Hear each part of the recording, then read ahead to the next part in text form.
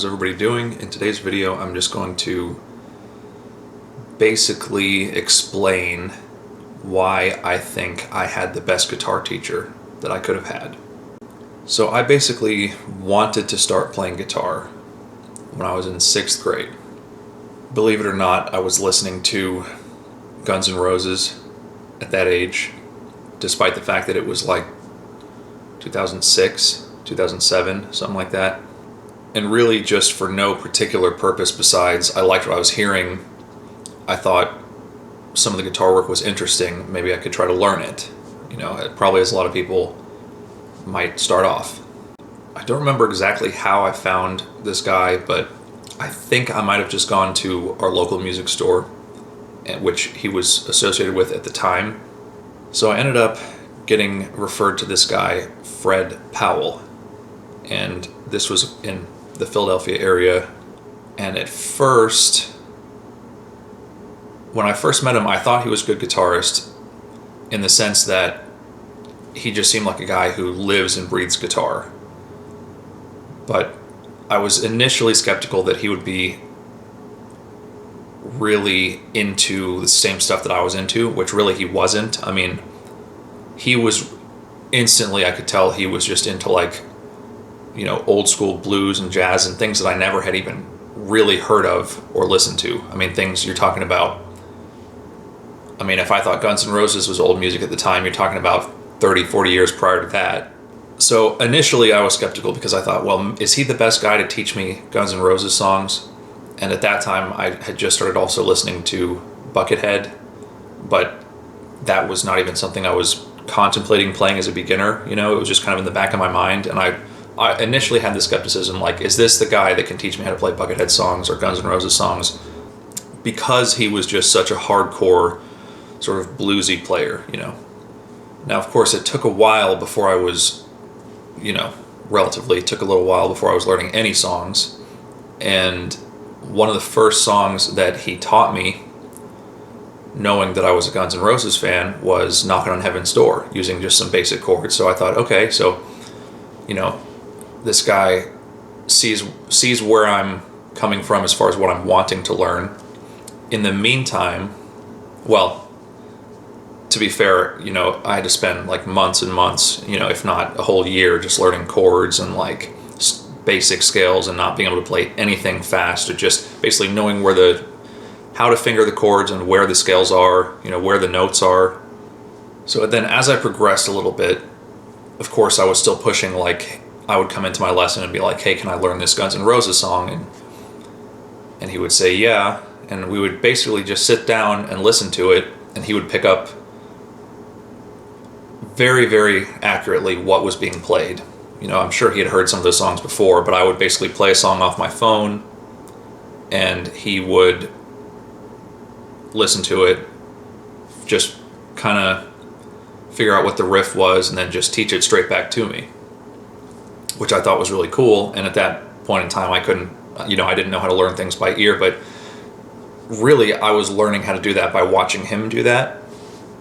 I think that was one of the things that made him a good teacher, was that he recognized what I was into, and he didn't just ignore it, even though there's not that much merit in just right off the bat learning a bunch of Guns N' Roses songs. I mean, there is some merit to that, but it's not necessarily the best path forward of learning guitar. So in hindsight, he kind of steered me along using some of what I wanted to learn, and then incorporating a lot of what he knew that I needed to learn rather than wanted to learn. And a lot of that, surprisingly, was actually really a lot of stuff that was blues based. I mean, back at that age, I probably had a desire to be able to solo like Slash, I would say. That's very childish and silly to think about, but that's probably what my effort would have been going towards.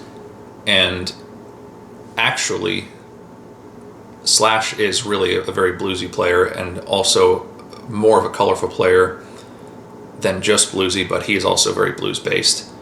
And of course, even at that age, I would notice I could learn parts of a song, but it wouldn't sound great, Like, you can learn how to play a song, but you can't necessarily replicate what you're hearing. Hopefully that makes sense. I mean, I could replicate the notes, but it wouldn't sound, nearly anywhere as powerful as what I was trying to get.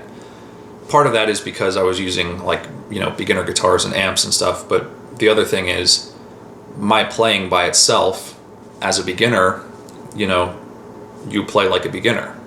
And here's where I think the greatest benefit, all told, to having Fred Powell as my guitar teacher was that a lot of the time I would go into a lesson and I needed to be working on pentatonic scales, let's say.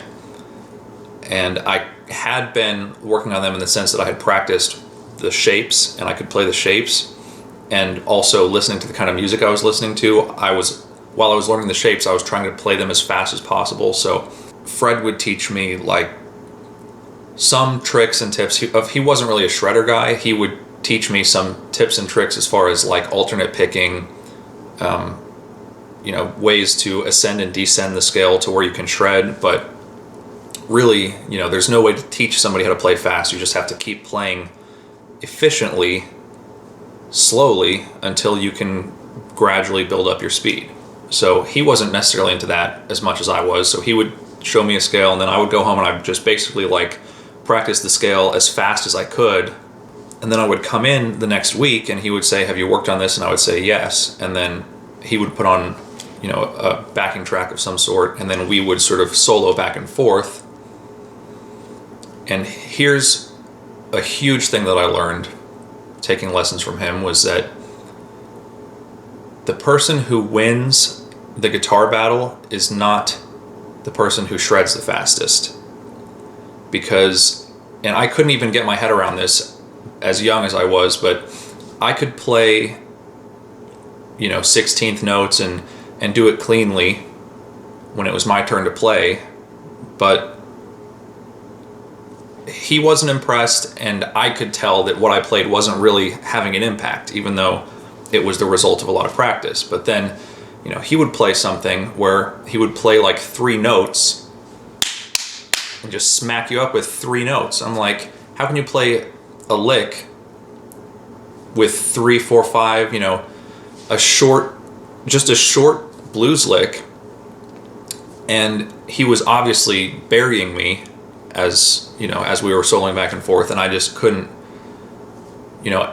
obviously I couldn't just instantly get my head around it. I was like, wow, that's weird, but I noticed it, because really what you want to do when you're soloing with people is, the person who is the best when you're soloing back and forth is the one that just plays a lick that makes you go, oh yeah, like, just, it doesn't have to be that long. It could be a long run, or it could just be a couple of notes, but you just have to play a lick that people really feel, And that doesn't mean the fastest run. That just means play a lick that everyone feels the most. So then I was kind of on this parallel journey where, because of the music that I was listening to, I wanted to learn how to shred or play fast or whatever. And because going into my lessons every week, my playing just sounded terrible compared to my teacher. And he wasn't playing as fast as I was. I mean, he could sometimes, I just don't think he was into that sort of stuff. But so I ended up really being interested in the next sort of round of things that he taught me, which was about all the inflections, the way that you play a note versus just picking it and playing it and hearing it. That's what the difference is between playing something where you replicate the notes and the timing, but you're not really like being effective with it, and actually being effective with it and playing a lick in such a way that it makes people go, oh yeah, that was sick, So that was one thing that I really enjoyed, that we drilled a lot, was inflections, just playing, even if it was just pentatonic. And we went over, diatonics, modes and everything, but really what fascinated me the most about his playing was that he could play just basic pentatonic licks and just would beat the crap out of me soloing. And I was always, trying to play catch up and trying to figure out, and really look at his hands and think, how is he making it sound like that? Because I could play the same thing and it always fell short of that. So we would go over bends, slides, vibrato, just we would work on inflections quite a bit, because he would play something and I would try to play it over and over and over, and it was never to the same effect. Not until I really started to get a lot of that sort of ideology in my head did I even start to advance. And I think probably to this day, I don't think I would, play a better solo than him. There were other things too, like when we would be soloing back and forth, sometimes for a whole lesson, if I would get into the lesson, he'd be like, what do you want to work on? I would say soloing. Like for the past week, I was shredding, and I don't think that I'm getting a balanced approach at that point. And he would say, okay, so then we would just go back and forth over and over and over. And in addition to trying to master the inflections and things that he was doing, I would try to, or I should say, I also noticed that one thing that was making me fall flat was that he would play a phrase, or a series of phrases when it was his turn, and then he would hand it off to me, and then me trying to, you're talking about as a little kid, so I really didn't know any better, but trying to be impressive, I would start trying to play fast licks and whatever, and I wasn't really responding to what he just said with his solo. And then, getting to the concept of call and response, in which you can do with yourself, going back and forth from one phrase to the next, from one phrase to the next, or you can do when you're playing with somebody else.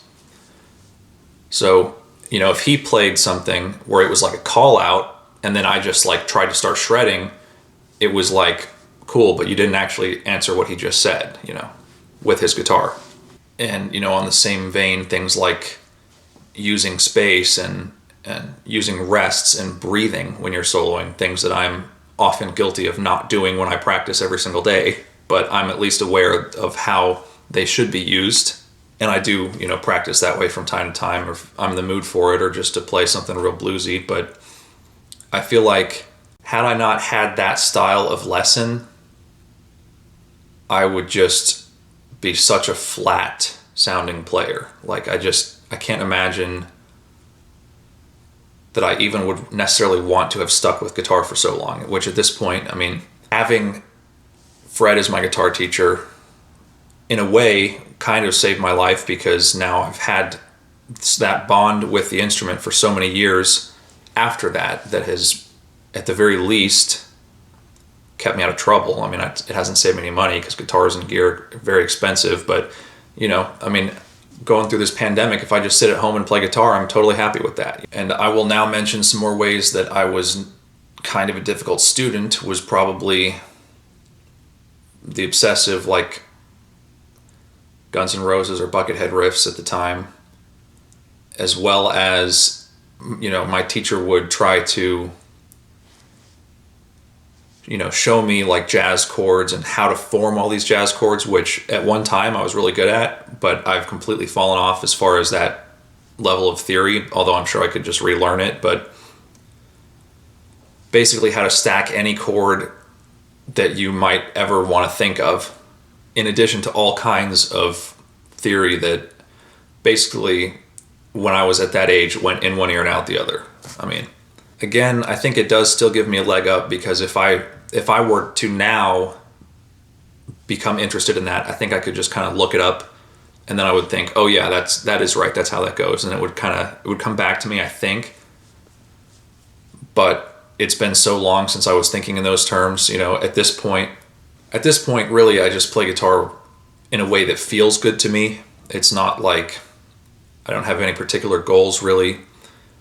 In fact, I very, very rarely make it a point to learn somebody else's song. It's only rare instances where I think, well, there's something cool about this passage that is worth learning, which I guess is how you should approach it. But to me, there's no point in just learning a song, because you could just learn it so quickly and then play it one or two times and then you only have time to play so many songs if you're practicing. I mean, offhand, I probably only know like 5 or 6 hours of other people's songs if I were to play them like in rotation when I'm practicing all the time. But that's fine because most of the time anyway, I'm just putting on like a long backing track and I'm playing to it, and as I'm playing, I'm honing my own inflections and I'm honing my own technique and vibrato and everything like that. And I'm not one of those people that thinks there's no merit to just sitting there noodling, because, you know, in the back of my mind, I feel like I'll never be as good of a player on feel as my teacher was. And then I always have this like unobtainable goal where I can just sit there and I'll play like a 20-minute solo really in any sort of style, and I'll just try to work on it and try to make it better. And, you know, to me, that's really good development, but it also keeps myself entertained. I guess what I'm trying to convey with this video is, even if you are very like shred oriented and you're listening to like progressive instrumental music and whatever, I think the most merit is still to find a teacher that has a really good sense of feel, because anybody can really, you know, practice shredding and just learn a lick and then play it faster and faster and faster and faster and faster. But anybody can also teach themselves that, I think. Whereas learning really good sense of feel, flow of soloing, breathing, call and response, it's really, really hard to understand that until you are sitting across from somebody who is like burying you with just like sparring shots, and you're swinging your hardest, you know, trying to shred your ass off, and you're just falling short every time, and you're thinking, man. So what I'm trying to say is, it's worth finding the most seasoned teacher that you can in order to learn how to play with nuance and feel. I mean, left to my own devices or left to like an online course, I would definitely just be picking and choosing shred stuff, and I would probably be a faster shredder than I am now. But at the end of the day, I still could be taken out by like somebody playing 3 notes way better than I could ever play those 3 notes. I mean, it's silliness at some point. It just becomes like a dick swinging contest. I mean, it does feel good when you know, you're hitting really fast shred runs, and there's something that feels good about having a clean technique and execution, but there's something that feels at least as good, if not better, about knowing that when you have to slow it down, then you sound really good, versus, well, you just sound like you're playing notes that are slow and kind of dull. The sad thing is that it's probably very rare to find a teacher that is like that. I mean, I have to admit, I mean, that's the same reason why I don't feel I would be qualified to be as good of a guitar teacher as I would like, because I probably have the knowledge to be able to teach lessons, but I just don't.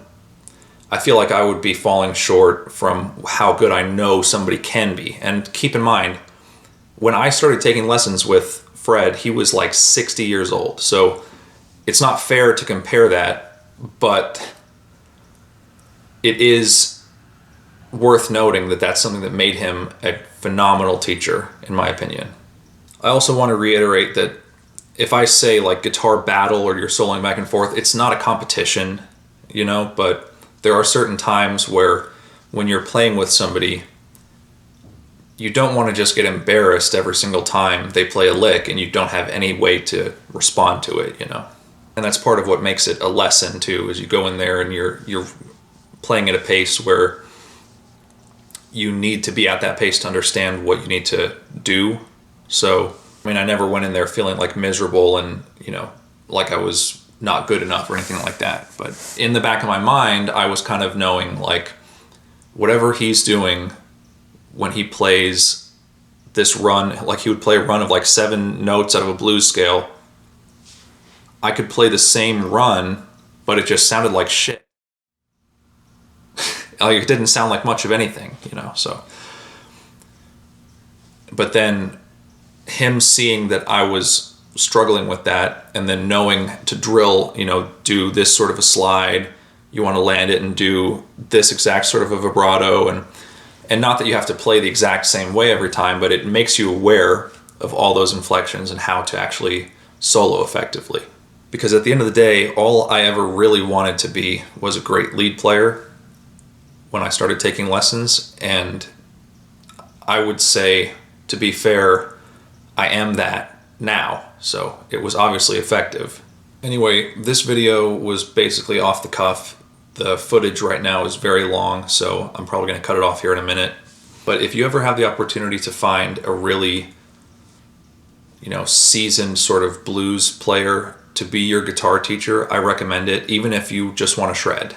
If you like this video, don't forget to share it and subscribe. Turn on notifications, leave a comment. I will see you guys next time.